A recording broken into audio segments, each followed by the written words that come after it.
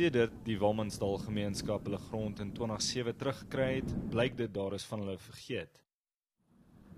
Geboue wat as deel van die ooreenkoms aan hulle beloof is gestroop deur onwettige bewoners. Dit ondanks die feit dat daar skaars 100 meter weg 'n militêre basis is.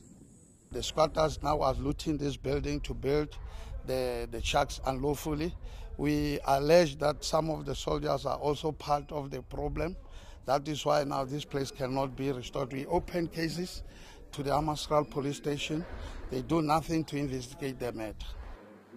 Die bevel van die Hooggeregshof is veronderstel om 'n einde te bring aan die onwettige verkoop en besetting van die gemeenskap se grond.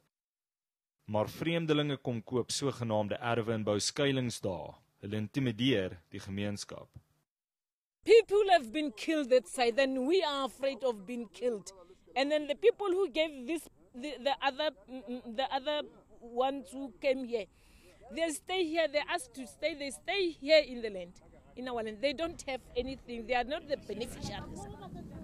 As deel van die grondherstel ooreenkoms het die gemeenskap ook regte gekry op die minerale bronne in die gebied. I still feel the problem of Walmansdal is because of that mine. So many people have got interest in that mine.